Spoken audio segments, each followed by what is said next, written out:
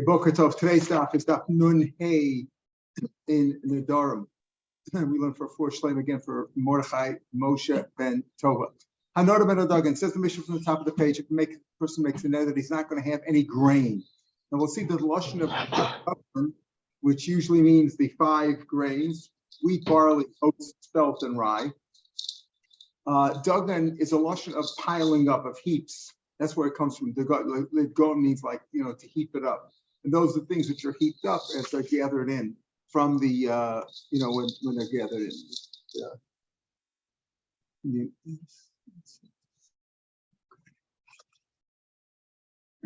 Okay. So making any, you're not going to have any dagan. Asr b'pula mitzri. This is Dibra of Meir. Pula mitzri yavish Dibra of Meir. We mentioned this the other day when we talked about if you make a neder from vegetables, that you could also be asr. We said at the end of the Mishnah, they have asr b'pula mitzri lach. See, when the Egyptian bean, which was apparently a common bean eaten in those days in the Middle East, when it was soft, it was moist, it was fresh, then it was considered a vegetable. When it's dried out, then it's considered more like a grain. So Rav Meir says that when you make an neder from dagan, you can't have the pula mitzri yavish, the dry one. When it's more moist, as we said, then it's more of a vegetable. When it's dried, it's considered a grain. So you can't have that either. B'chomer, no. Chum say no. Dagan ein asr b'chamesh saminin. Dagan means the five grains. Rashi points them out here. The top line on the page on the inside. Rashi's on the right side here. Chita, Sora, Kusman, Shifa, and Vishibol Shul. Wheat, barley, spelt, rye, and oats. Rav Meir goes on to say, let's say you make an you're not going to have produce. Now, produce, which we'll see, is more inclusive than just the grains. He says this is more limiting that the tfua, which is generally the 5 grains, the tfua is only also the 5 grains. But if you say dagan, you're also on everything. But what does that mean, b'chol? So we already explained that mean anything which is piled up, including dry beans. So according to Rav Meir, dagan includes more than tfua. We'll see there's different. Tfua means generally produce, things that grow in the ground, right? But the dagan means so tfua means those 5. And the Chacham agree with that too, but the Chachamim say that dagan doesn't mean any more than that also, whereas according to Rav Meir, dagan refers even to beans. So but everybody agrees, even according to Rav Meir, who includes more with dagan, still fruits from trees and vegetables are not included in dagan or tfua. Lameimer says the Gemara, the dagan called the mikin mashma. Dagan means anything that's piled up. Masar of Yosef, in the time of Chizkiah found that people were not separating off trumas and maasros properly, so he made a gzeira that everybody should bring their trumas and maasros to Yerushalayim. So when the word spread, here B'nai Yisrael, Reishis Dagan, they started increasing and giving the Reishis Dagan, the truma of the grain, Tirosh V'yitzar, and also wine and oil, because wine and oil is also chayiv in trumas and maasros. The whole tfuas is set al rov, and everything tfuas is set al rov. That means more than dagan. So over here you see that we say over here that dagan means anything that's piled up. Well, it says Habri so dagan tish v'yisra. The whole tfuas is set al rov, and he has on the meiser the whole tfuas. It's a pasuk in Divrei Yomim. And if you say dagan means anything that's piled up, so what is called tfuas asara? The Ran says the kol mitken ava b'chlal dagan. Anything which is piled up is piled up. Vim kain kol tfuas b'chlal. So what does kol tfuas add on? If dagan already refers to anything which is piled up, according to Meir, not only the 5 grains, but even let's say the beans. So what does kol tfuas come to include? The amar dagan called the mikin mashma. My kafrot sadavar. However, what is he adding on? Rabbi lasuya peres ilu yarik. You know what they did? Now that Chizkiah gave the decree and said everybody must give trumas and maasros, you've been lax in this. So advice is, it's including people even gave pears, fruits and vegetables. Fruits and vegetables. Pears means fruits and vegetables. What does that mean? Fruits and vegetables are not chayv trumas and maasros min haTorah. It's only drabanan. Minatora, the only thing that's chayiv in Trumas and Maasros are the 5 grains and oil and wine, nothing more. But they added on, that's what the Tfuah Sasada increased up here. Says the Gemara on Rav Meir Tfuah. He says, if you make it out of Tfuah, that only includes the 5 grains. Dagan includes even the beans. Amar B'Yochanan, Hakol Modem Medona Ben Tfuah. Everybody agrees. You said from Tfuah in also Mechmesh Amidim and the Time Namiyochi. The Shavan, they both agree that Rabban and Rameir Benodem Ben Tfuah and also Beheminim or Pshita. Isn't it obvious? Rav Meir said that the Rabban don't need any more. Mount the same with Tfuah. Kol Mele Mashma. In other words, the Gemara says that the Ran says over here that Hakomodim, even though it says the name of the Mishnah, and the name of Meir rather than the Mishnah says the name of Meir, it includes everybody. Because the Chachamim say that even Dagan, which Meir says includes more, does not include any more than the 5 grains. Meir, who says no Tfuah, that's the 5 grains. So what's the chiddush in this? Isn't it obvious? 5 grains. Tfuah is the 5 grains. Ma'od, the same as Tfuah kol milei mashma. I might think Tfuah includes anything, any produce. The best, I think, word for Tfuah is like boy, it comes from the ground. Anything that's produced, Tfuah kol milei mashma. Kamash malan, the lo mashma doesn't mean lo mashma doesn't mean everything. Master Rabbi Yosef, what do you mean? It doesn't mean everything. We just said the pasuk in Divrei Yom, Mufrot Sadavar here b'Bnei Yisrael, over and above the Dagon, the Rashis Dagon and the Tirish V'Yitzar, they gave to us. They give more than that. So obviously it does include more. Amarava Tfuah l'chud, Tfuah Sada l'chud. Tfuah means the 5 grains, no more. Even Rameir, who's more inclusive when it comes to the Tfuah, only means the 5 grains. But Tfuah Sasada includes everything. Now we have a story. Bar Mar Shmuel, the son of Mar Shmuel, Puckett, he decreed in his last will and testament to listen, place off, as he said in his will, he gave it Sabah that he should give 13,000 worth, 13,000 zuz worth of l'rava of what? Min alalta dinar panya, from the tfuah, the produce of Nahar Panya. In other words, he must have had a big field over there near the river Panya. It was a hill and a valley and a canal, whatever. And he says, give 13,000 value to Rava from there.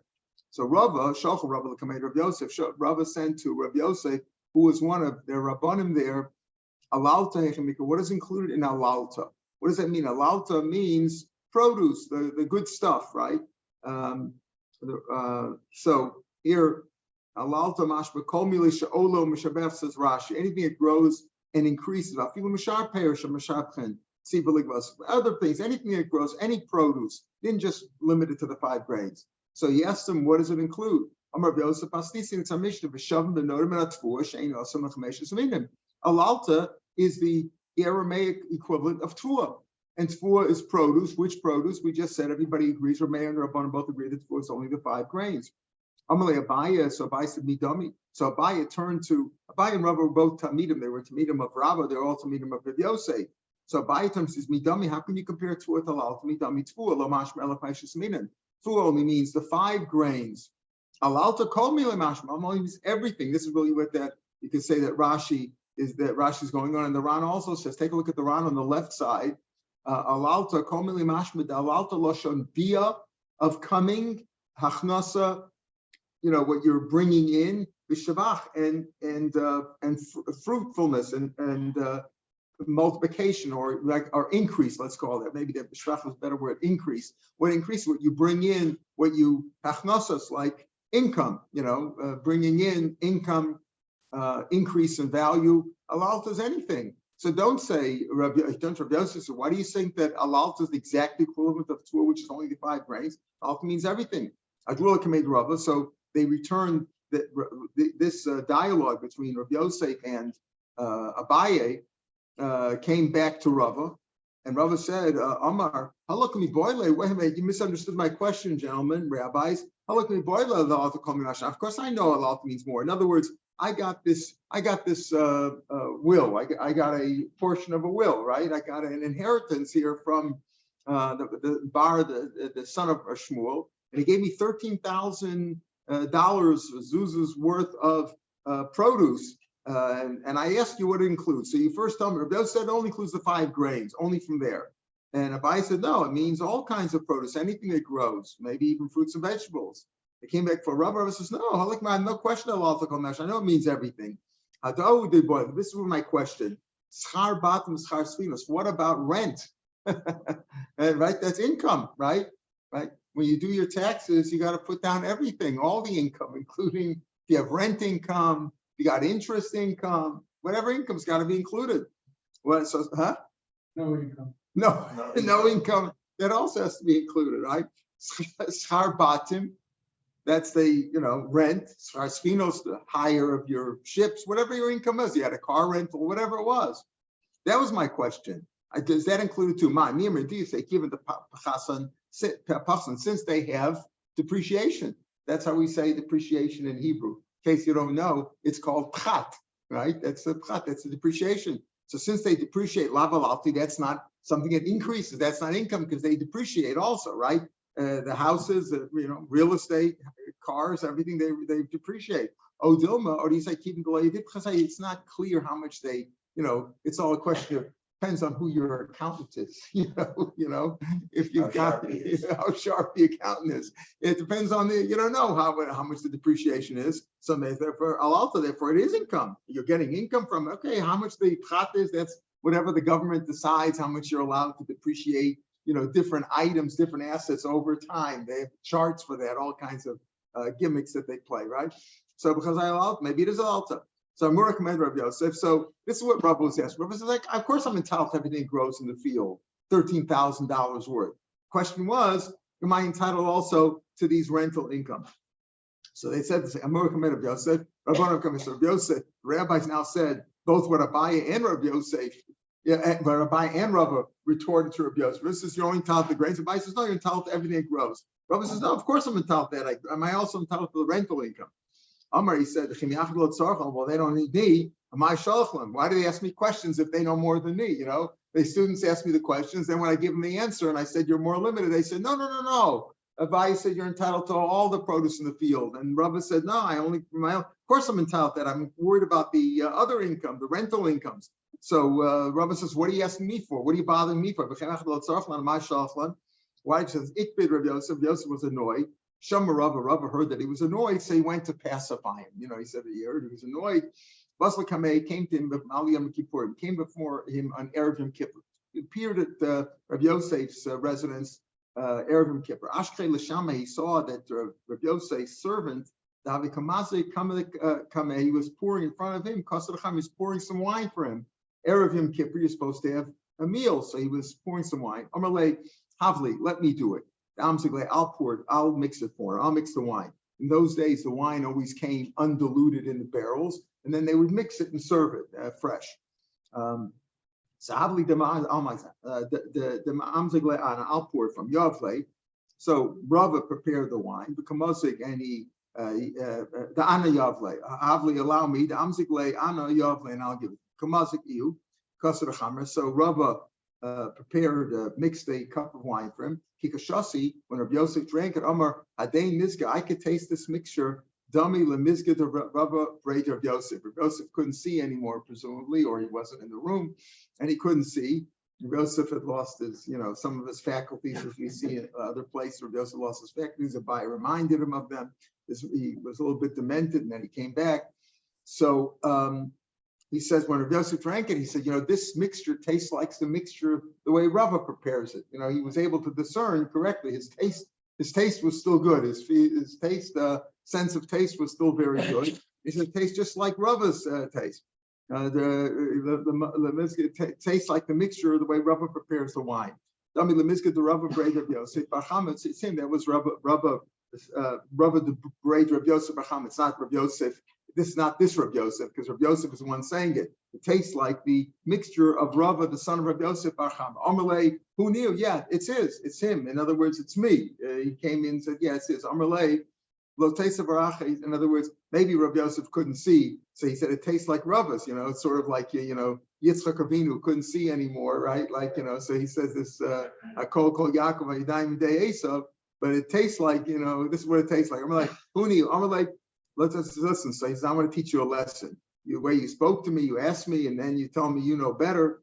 Don't sit down, don't sit on your knees, don't get down, don't sit down. Adam Rasli Purusha Dadain Milsa. Till you explain to me the following psukim in Chukas, a famous thing as Yashir Yisrael. It's a different shiur, right? Ali Bear Maidachim says Umi Midbar Mataneh. No, it says famous. It says from the Midbar to Matana. Umi Metana Nachliel. Umi Nachliel Bamos. Right? That's what it says in the pasuk there in Chukas.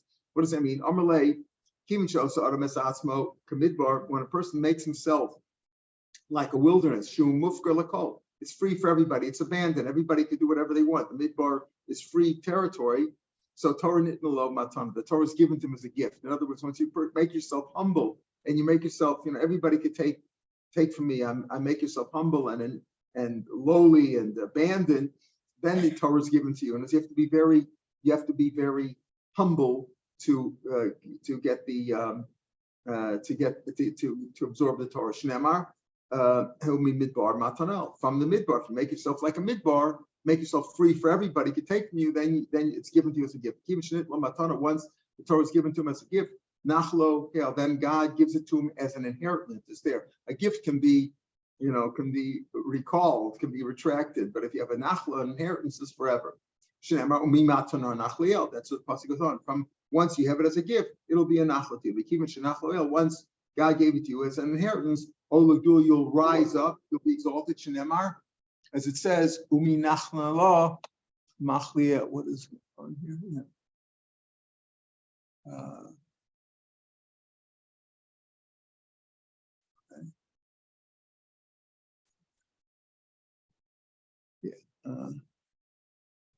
Just gotta get rid of this. And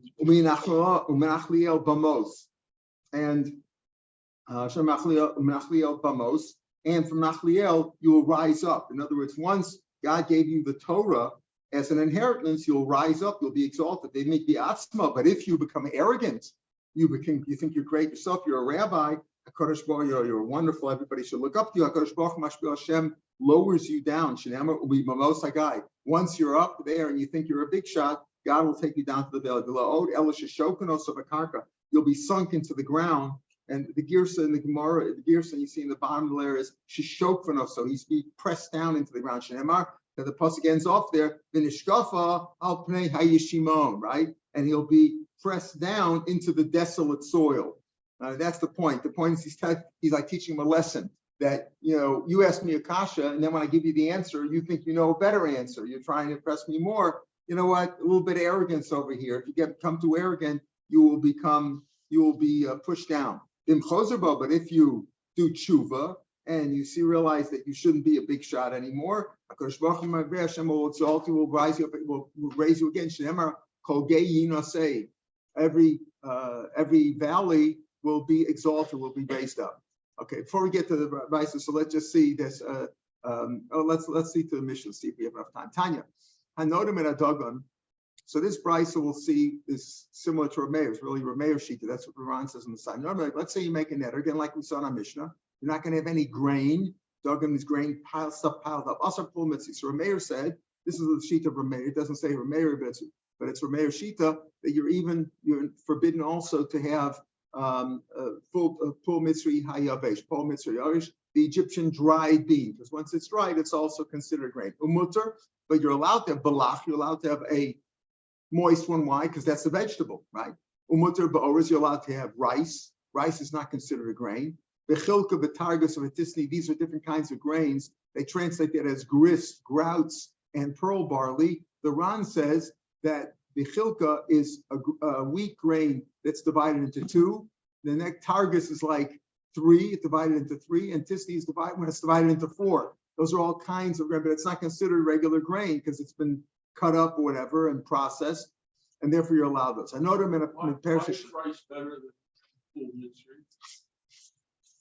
Why is it easier? Because I guess it's okay. It was probably in the processing. According to Rav Meir, according to the Rabbanan, Nodam and Adagan would only include the 5 grains. But according to him, he says that it was apparently with the way in its processing, the way they piled it up when it was dried, it was heaped up, and maybe rice wasn't processed that way. So he didn't mean that. Again, you bring a good point. The key when it comes to Nadarim is Lashon B'nei Adam. So if there was a place where Dagan referred to rice, then it would be referred to if that was common. If it was common in your Lashon that you say, oh, Dagan means rice also, then yeah, it would be included too. But that's how they spoke. Noted that usually Dagan did not mean that. Even in the Machlokes, Rav Meir says Pula Mitzri is included. The Rabbanan say it's not. Rabbanan say no, it doesn't mean that. Pula Mitzri, which is not considered Dagan. And on Pesach Shana, if you make an edit that you're not going to have the fruits of the year. Also, b'chol Pesach you can't have any fruits. They grow any time of the year. Mutter, but you're allowed to have gedayim, goats, lambs, chalav, milk, beitzim, eggs, gozlos, young birds, right, little chicks, because that's not Peiros Hashana. That's not Peiros. Peiros is things that grow in the ground. Imam Gedula Shana, you say anything that grows this year, alai, that's also you can't have any of them. Hear that? Imam Gedula Shana alai. Also, if I say anything that grows this year, well, these things grow too. Eggs grow, chicks grow, animals grow. You can't eat anything. Says the Ran on the side. Take a look at the Ran on the right side, a few lines below where we are now. Imam Gedula Shana alai also b'kulam. Miu dafke b'shalo asur alav elazman shahu. This only works if you say a certain period of time. I can manage for 2 weeks, 3 weeks. But if you say unending, it's impossible. You're not going to eat anything. You're not going to eat fruits, vegetables, meat, chickens, eggs, nothing. It's impossible. That's like, what's it comparable to? When a guy says, I swear I'm not going to sleep for 3 days. It's impossible. He'll fall asleep anyway. So it's a Ner Shav, and it doesn't mean he's punished and he could sleep right away. Same thing over here. The Ran says if you say something, it's impossible not to eat. You won't eat anything. Let's say you say I'm not going to have fruits of the ground. Also, anything grows on the ground. You're allowed to have mushrooms and truffles because they're not considered to grow in the ground. The Imam Gidule Karka. Wait a second. He says Peiros Aretz doesn't include the mushrooms. If he says Gidule Karka, things that grow out of the ground, then also you can't have mushrooms also. What does that mean? Remedi. Something that doesn't grow on the ground, Omer Shaklam is borrowed. Right? You make a shakal, you don't make a bar priyates or a bar priyadama.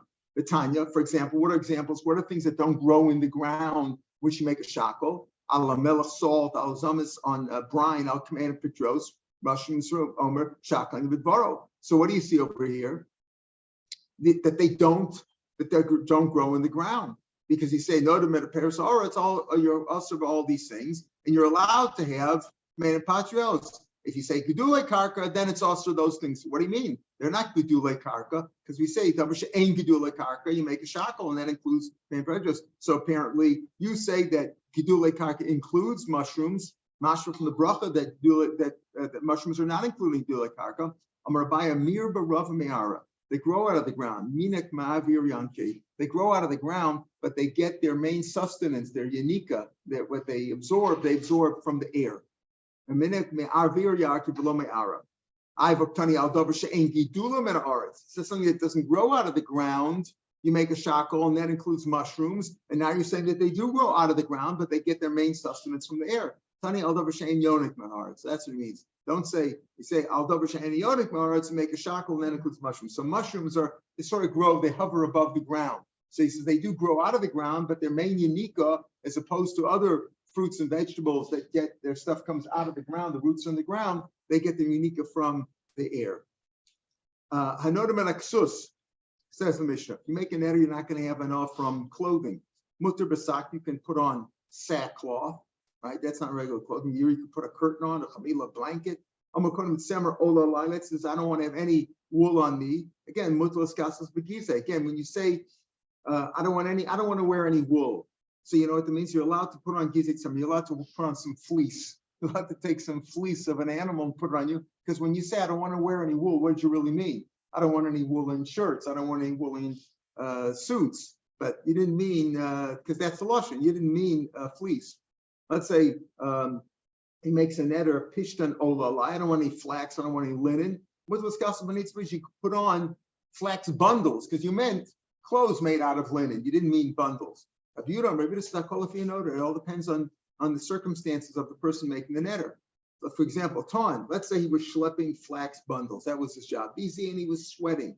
He had a bad odor. It was repulsive because of all the sweating and the schlepping he was doing. I don't want any wool and flax on me. Mutos kasos, he's allowed to wear wool and flax linen clothing because what he meant was, I don't want to be schlepping this stuff. Also, but he can't throw it on his back. He can carry it. Notice, look at the circumstances. If he said, if he was schlepping flax and wool, and he says, "Oh yeah, make a knitter. I don't want to have any flax and wool on me. I don't want to have any hana from these things. Oh, that'll go up on me." He didn't mean that he wear clothing. He meant schlepping on his back. Tanya nodem and aksus. If you make a knitter, you're not going to have any clothing. Mutter b'sak, you're allowed to wear sackcloth, uviaria, and a curtain of a chamila blanket, because that's not clothing. But he can't wear clothing that's worn as clothing. For example, pun is usually like a money belt. That's part of his clothing. With piski of a skurtaya, these are also kinds of leather garments. And also a leather spread and like leather or felt shoes. Uplinya.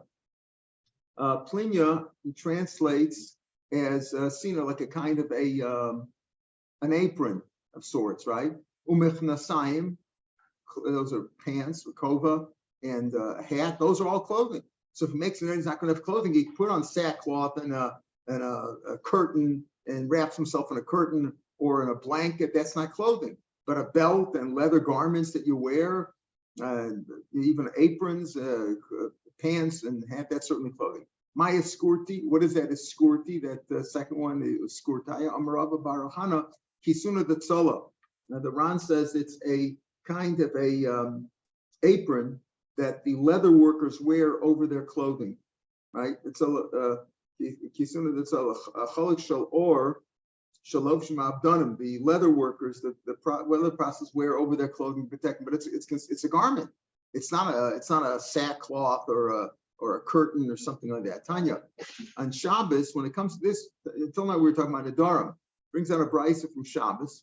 Tanya, yotzim b'sak ava. You can wear on Shabbos. You can wear a thick sackcloth, uvasagos ava, or a coarse blanket, uviuria, and you wear those things. We're not talking about netter of clothing. We're talking about on Shabbos. On Shabbos, you're allowed to wear those things. People wear them as a garment, like a wrap. Today you call it a wrap, right? A sackcloth, a shawl, right? A shawl. So it's a coarse blanket, a curtain, a chamila, and a blanket. And some people, they wrap themselves up. They didn't have London fog, raincoats. I don't even know is that still a brand? It used to be, right? But that's what they wear. Avalobeteva. You can't put a box. You can't wear a box on your head to protect yourself because that's carrying. That's not a clothing at all. Below a kupa, not a basket. Lamachzel is not a mat. Neksham, because that's considered already like carrying. Haroim, shepherds, yotzim besakim, they put on literally bags over their head. Below Rambavad, not just shepherds. Anybody who wears a bag over his head. Some people sometimes do that. Chum spoke about normally it was the shepherds who wore these bags over their heads to protect them from the rain or the sun, whatever. That was considered not considered carrying. But if you put a basket or a box or a mat, that's considered like carrying. Rabbi Omer, Rabbi says it all depends on that. What does it mean by that? Let's say he was wearing a woolen garment, and he was irritated by it. He was uncomfortable. I don't want to wear any wool. Also, she can't wear any more woolen garments. But he can carry wool because look at the circumstances. He made his netter while he was wearing a woolen garment. So he says, I hate this. So, but he's allowed to carry. He's allowed to carry. We're not talking now on Shabbos. We're talking about as far as a netter. Let's say he was carrying flax, and he was sweating. And he said, I don't want any more flax, and I'm also in flax. Should not be. I don't want to wear or put any flax on me. He's allowed to wear, but he can't carry because look at the circumstances. The circumstances were that he was carrying it. So if he was carrying it and he says, I don't want to carry it, and we made a net, I don't want any flax on me. He meant carrying. He meant carrying, but wearing not so much. The Ran makes an interesting point. He says here several interesting points, but he says that a Yehuda in the Mishnah is not like a Yehuda in the Brisa. There's a Yehuda in the Brisa. Several of these Ran says 4 lines from the bottom of the page. The Brisa Pliga Mesdishan B'Sfar Rav Yehuda. The Brisa disagrees with him. Why? The Tana Mesdishan Spirale Rav Yehuda's Moda the Tanakama. The Chalech the Lekach you can't prove anyway. Normally means wearing Levisha Mashma below Tina.